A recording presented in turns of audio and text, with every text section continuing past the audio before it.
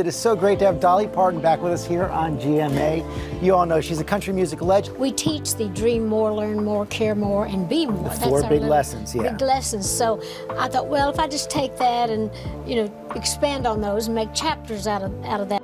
She smiled for the cameras. She sang about love.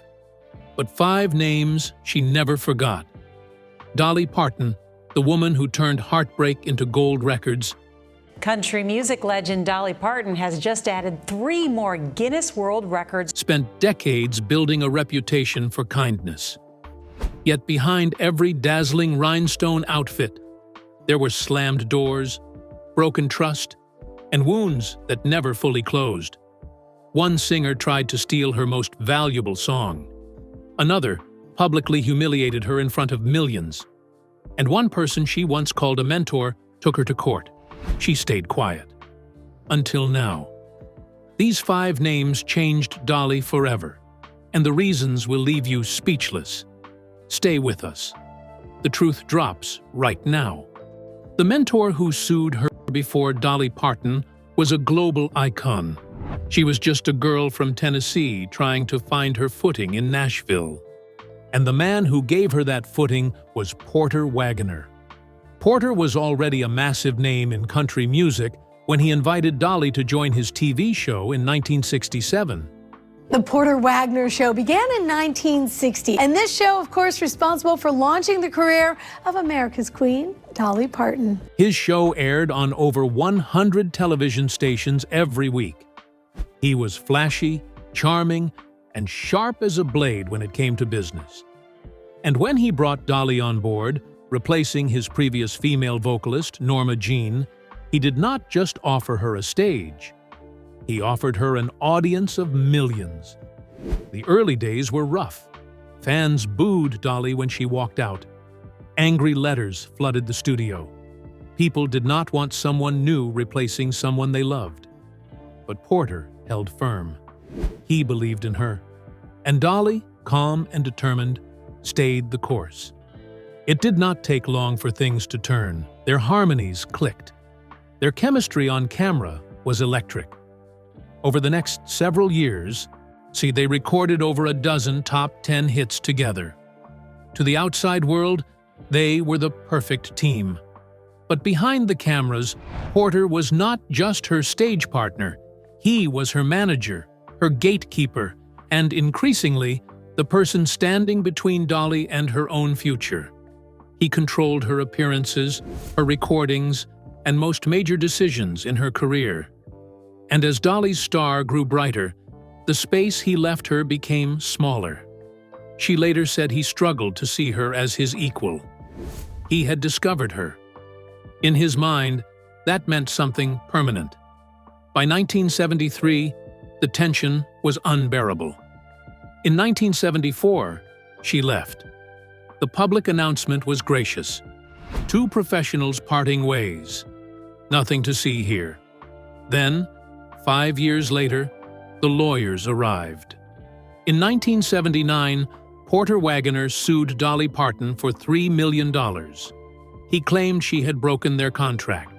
He wanted management fees, show expenses, and a cut of everything she had earned since walking out the door.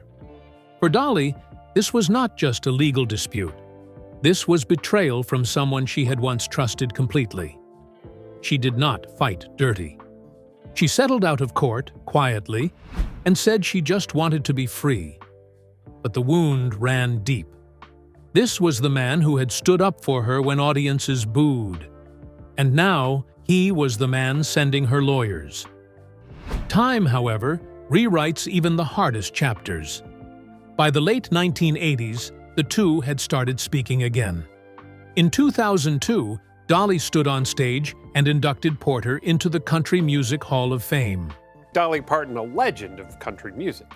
When he was diagnosed with lung cancer in 2007, she visited him at the hospital.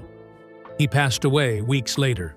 She held a private tribute concert at Dollywood, not for publicity, but for the man who had helped launch everything, even if he had tried to hold her back.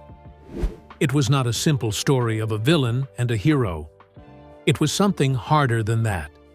and it shaped Dolly in ways that never fully left her. The Dream Team. That broke down, on paper, it was the greatest collaboration in country music history. Dolly Parton, Linda Ronstadt, and Emmylou Harris, three of the most powerful voices of their generation, coming together on one album. Fans had been waiting years for it. And when Trio finally dropped in 1987, it delivered. Platinum sales, a Grammy Award, chart-topping hits that still give listeners chills today. But inside the studio, it was a different story. The idea had been floating around since the mid-1970s. All three women admired each other deeply. They talked about it for years. But label politics and conflicting schedules kept pushing it back. By the time they finally got into the room together, everyone was carrying high expectations and very different working styles.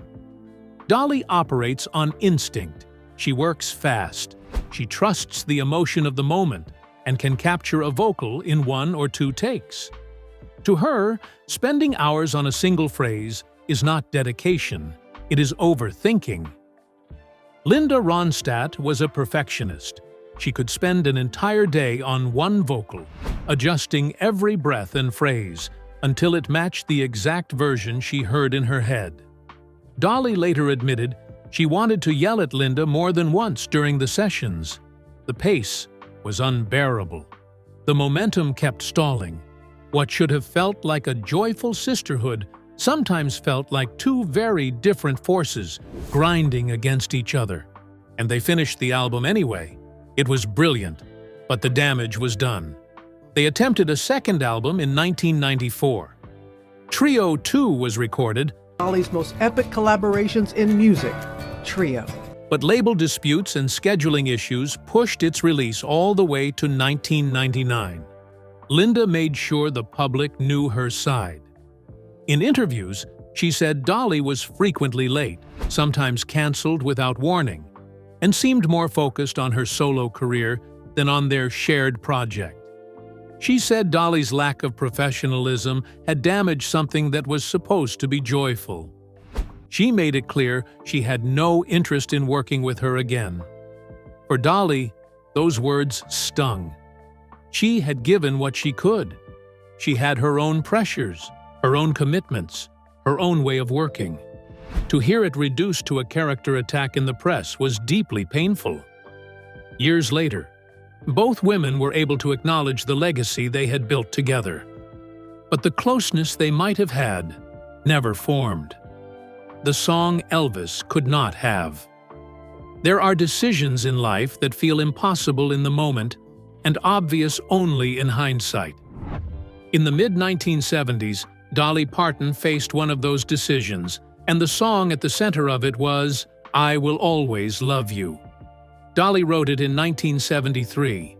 It was not written for a record label or a radio station.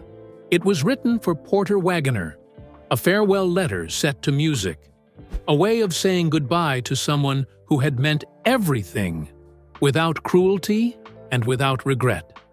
She poured every emotion of that goodbye into 3 minutes of music. And when she released it as a single, the country felt every word. It went to #1 twice, and it was already becoming a classic. Then Elvis Presley's team came calling. In the 1970s, Elvis was still one of the most powerful names in music. Elvis's once dangerous music was passed down to them by parents and grandparents. When he wanted to record a song, most artists considered it an honor. His team reached out to Dolly's people. Elvis had heard the song. He loved it. This should have been a moment of pure excitement. But there was a condition. Elvis's manager, Colonel Tom Parker, had a reputation for aggressive deal-making. His standard demand for any song Elvis recorded was a 50% share of the publishing rights. Not a fee, not a license. Half of the ownership of the song is permanently. Dolly said no. She later explained it simply. This was the most important copyright in her entire catalog, and she was not giving half of it away. not to anyone, not even to the king. It was not an easy decision.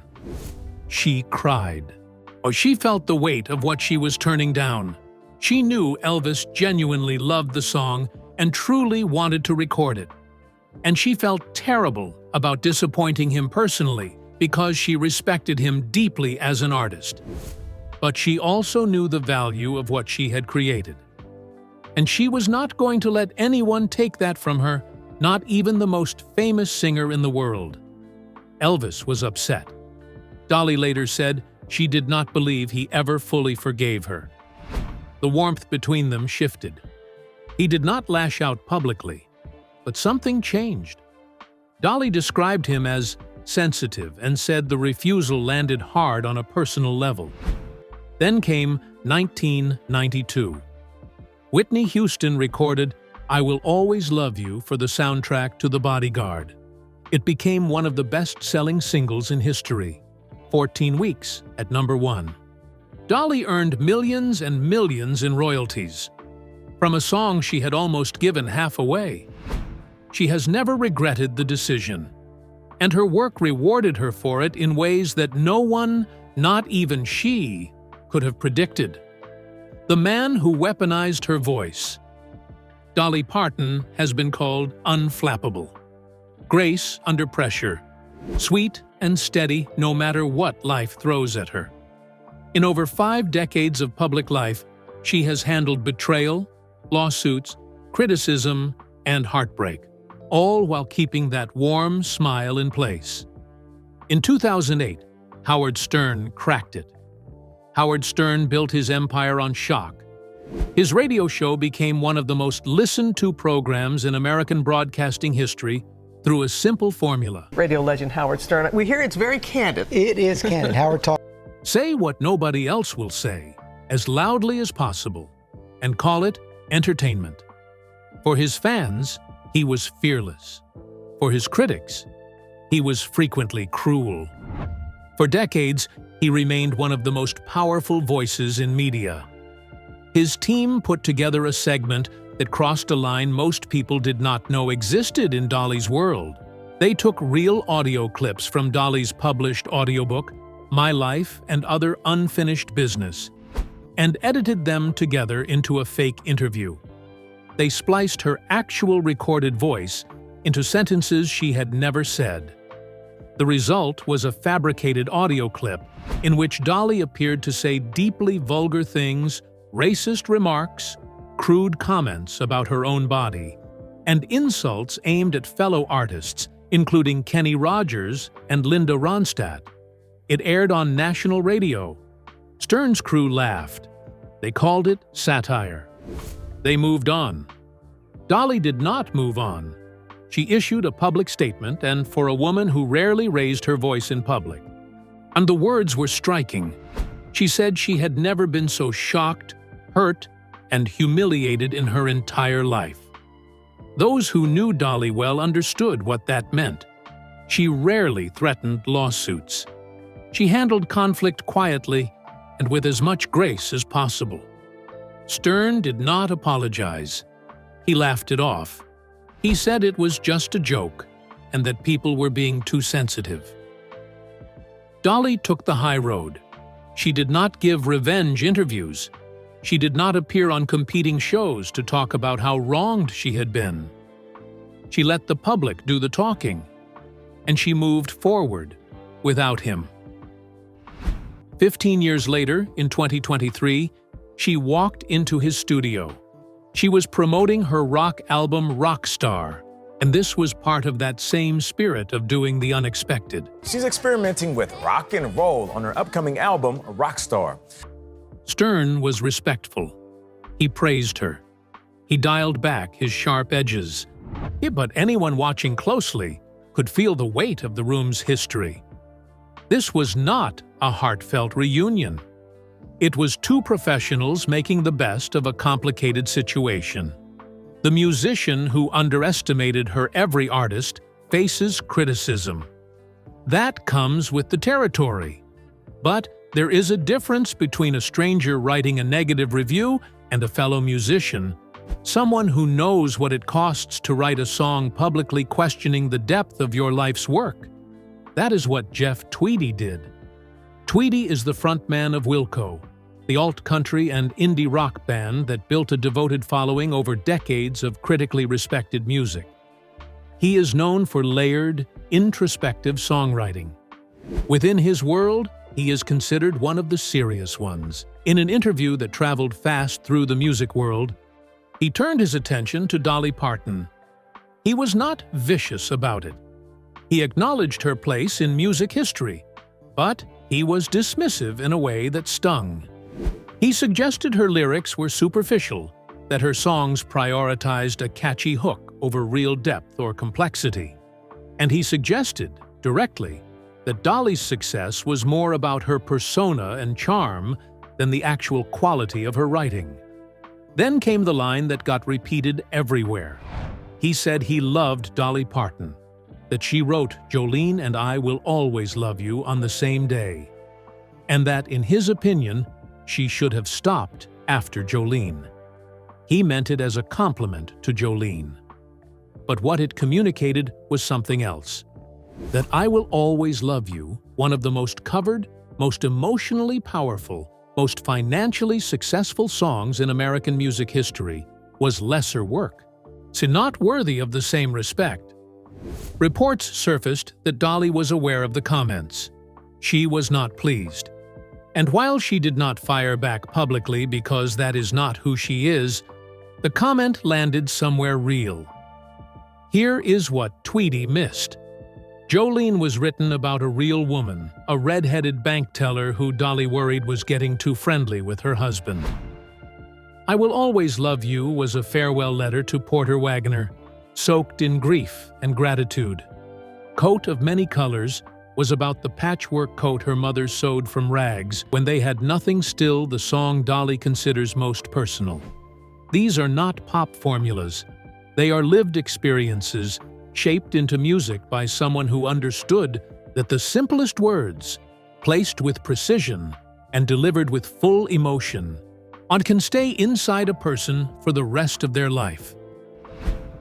Complexity is one way to measure a great song, but it is not the only way. Some songs make you think. Others reach into your chest and stay there. "The Girl from the Mountain." Now that we have walked through all 5 feuds, it is time to understand the woman who survived them. Because none of these stories makes full sense without knowing where Dolly Parton came from. She was born on January 19, 1946, in a one-room cabin in Locust Ridge, Tennessee. She was the 4th of 12 children. Her father, Lee Parton, was a farmer and construction worker who could not read or write. Her mother, Avie Lee, had 12 children before she turned 35.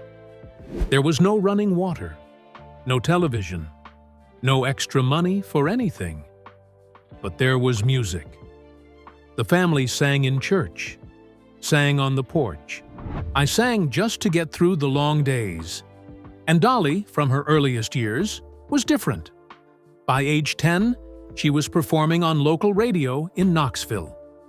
By her early teens, she had already stood on the stage of the Grand Ole Opry. The day after she graduated high school in 1964, she packed one bag and left for Nashville. No connections, no savings, no backup plan. Just a voice and a belief that she was meant for something bigger than what the mountains could hold. She started by writing songs for others, but she was never meant to stay in the background. In 1967, her first major hit, "Dumb Blonde," arrived, and it was more than a song.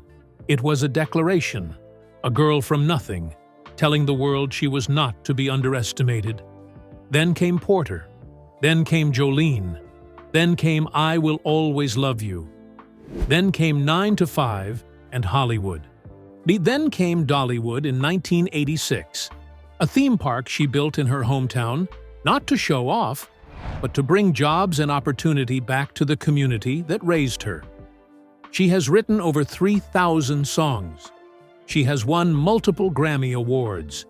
she has a Lifetime Achievement Award and a place in the Rock and Roll Hall of Fame. Through her imagination library, she has given away over 200 million free books to children who might otherwise never have had access to them. 5 names, 5 feuds, one woman who came out stronger every single time. From the mentor who built her and then tried to hold her back, to the musician who questioned her craft from the outside, Dolly Parton faced the kind of betrayals that would have broken most careers. But she is not most people. She is the girl who packed a bag and walked into Nashville with nothing but a voice and a dream. And no one on this list, no lawsuit, no fake audio, no dismissive interview was ever going to change that. Now we want to hear from you. Which of these 5 feuds hit the hardest? Was it Porter Wagoner taking her to court? Elvis and the song that almost got away? Or Howard Stern using her own voice against her? Drop your answer in the comments below. We read every single one. If you are here for the real stories behind the smiles, the truth that never made the headlines, then hit subscribe right now and tap that bell. Because we are just getting started, and the next video is one you do not want to miss.